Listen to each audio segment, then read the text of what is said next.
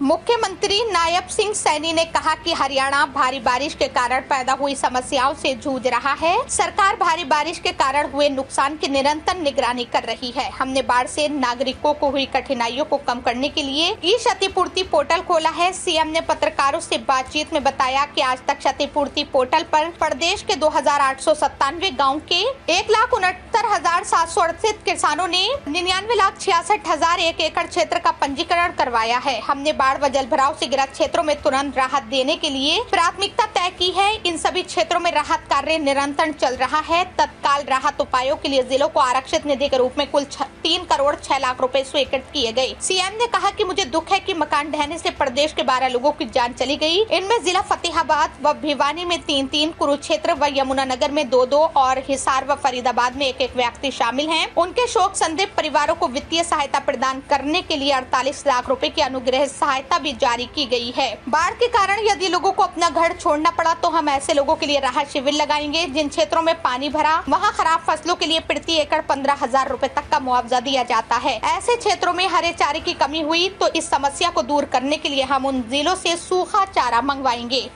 जिन क्षेत्रों में पानी भर गया है वहां फसलों के लिए प्रति एकड़ 15,000 रुपए तक का मुआवजा दिया जाता है।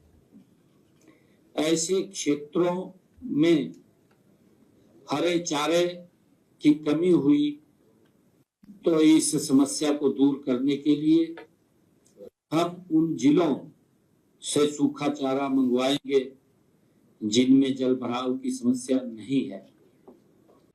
मुख्यमंत्री नायब सिंह सैनी ने कहा कि हरियाणा भारी बारिश के कारण पैदा हुई समस्याओं से जूझ रहा है। सरकार भारी बारिश के कारण हुए नुकसान की निरंतर निगरानी कर रही है। हमने बाढ़ से नागरिकों को हुई कठिनाइयों को कम करने के लिए ई क्षतिपूर्ति पोर्टल खोला है। सीएम ने पत्रकारों से बातचीत में बताया कि आज तक क्षतिपूर्ति पोर्टल पर प्रदेश के 2897 गाँव के 1,69,768 किसानों ने 99,66,001 एकड़ क्षेत्र का पंजीकरण करवाया है। हमने बाढ़ व जलभराव से ग्रस्त क्षेत्रों में तुरंत राहत देने के लिए प्राथमिकता तय की है। इन सभी क्षेत्रों में राहत कार्य निरंतर चल रहा है। तत्काल राहत उपायों के लिए जिलों को आरक्षित निधि के रूप में कुल 3 करोड़ 6 लाख रुपए स्वीकृत किए गए। सीएम ने कहा कि मुझे दुख है कि मकान ढहने से प्रदेश के 12 लोगों की जान चली गई। इनमें जिला फतेहाबाद व भिवानी में 3-3, कुरुक्षेत्र व यमुनानगर में 2-2 और हिसार व फरीदाबाद में 1-1 व्यक्ति शामिल हैं। उनके शोक संदिग्ध परिवारों को वित्तीय सहायता प्रदान करने के लिए 48 लाख रुपए की अनुग्रह सहायता भी जारी की गई है। बाढ़ के कारण यदि लोगों को अपना घर छोड़ना पड़ा तो हम ऐसे लोगों के लिए राहत शिविर लगाएंगे। जिन क्षेत्रों में पानी भरा वहां खराब फसलों के लिए प्रति एकड़ 15,000 रुपए तक का मुआवजा दिया जाता है। ऐसे क्षेत्रों में हरे चारे की कमी हुई तो इस समस्या को दूर करने के लिए हम उन जिलों से सूखा चारा मंगवाएंगे।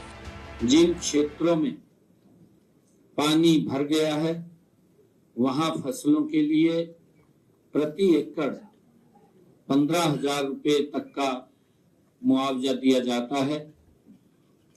ऐसे क्षेत्रों में हरे चारे की कमी हुई तो इस समस्या को दूर करने के लिए हम उन जिलों से सूखा चारा मंगवाएंगे जिनमें जल भराव की समस्या नहीं है।